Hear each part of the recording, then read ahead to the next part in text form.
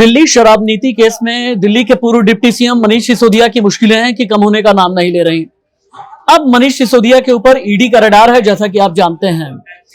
यानी ईडी का शिकंजा कस जाने का मतलब यह होता है कि दो एजेंसी सीधे तौर पर मनीष सिसोदिया के पीछे पड़ी हैं और रिकॉर्ड खंगाल रही हैं और जड़ तक जाने की कोशिश में है। नमस्ते, मैं राशिद।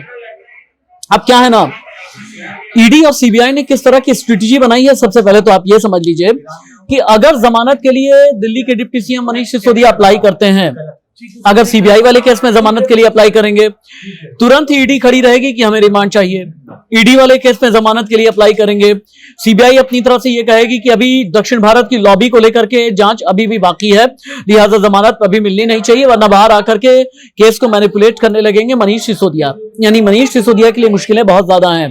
इस बीच रॉल्स एवेन्यू कोर्ट ने मनीष सिसोदिया को पेश करने का आदेश भी दिया है।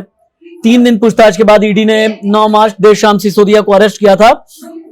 और सिसोदिया किन किन सवालों पर फंसे हैं, ये आपके लिए जानना बेहद जरूरी है।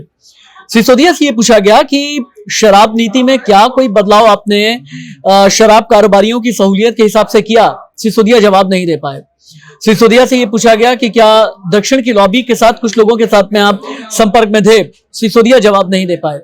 सिसोदिया से यह पूछा गया कि क्या आपने शराब नीति के जो पॉलिसी डॉक्यूमेंट थे वो पहले से ही किसी और को सौंप दिए, पब्लिक करने से पहले ही। सिसोदिया जवाब नहीं दे पाए।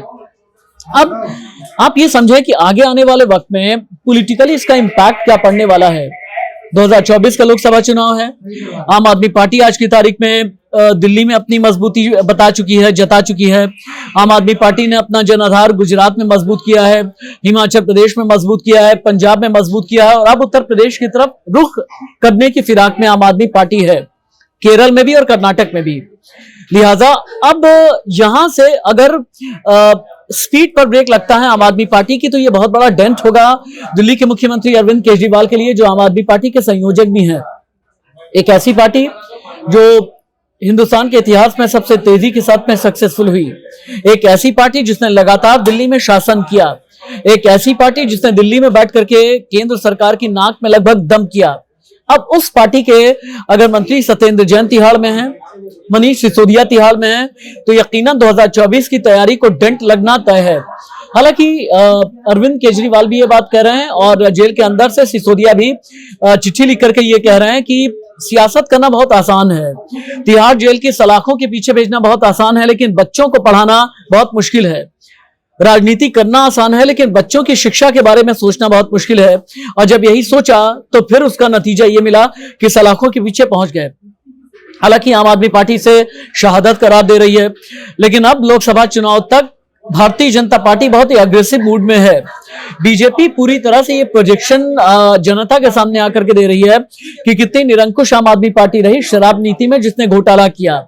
जब इनसे शराब की बात की गई तो ये शिक्षा की बात करते रहे और यहां तक भी कि अब भारतीय जनता पार्टी का ये कहना है कि मनीष सिसोदिया तो सिर्फ और सिर्फ एक मोहरा है, लेकिन असली चेहरा दिल्ली के मुख्यमंत्री अरविंद केजरीवाल हैं और केजरीवाल तक भी जांच की आंच आनी चाहिए, क्योंकि कोई भी पॉलिसी डिसीजन अगर होता है तो जो पार्टी का मुखिया होता है, जो सरकार का मुखिया होता है, उसकी जानकारी के बिना होता नहीं। अब दिल्ली के मुख्यमंत्री के ऊपर एक सवाल ये भी उठा रहे हैं बीजेपी वाले कि आपने अपने पास कोई मंत्रालय नहीं रखा, आपने किसी पेपर पे साइन नहीं किया, आपने ये कहने की कोशिश की कि करप्शन से आप दूर रहना चाहते हैं, लेकिन क्या इस बहाने बाकियों को आप बलि का बकरा बनाते रहे और अपना दामन पाक साफ करके आपने रखा। लेकिन इतना जरूर है, दिल्ली की इस लड़ाई में तपिश है, तपिश 2024 में भी नजर आएगी। यानी इसमें अभी और भी कई प्लॉट और सब प्लॉट आने बाकी हैं, कहानी में अभी कई ट्विस्ट है। अगले 1 साल तक ट्विस्ट और टर्न आप देखते रहें। लेकिन हाँ, आम आदमी पार्टी के लिए चैलेंज अब बहुत बड़ा होता जा रहा है। नमस्ते।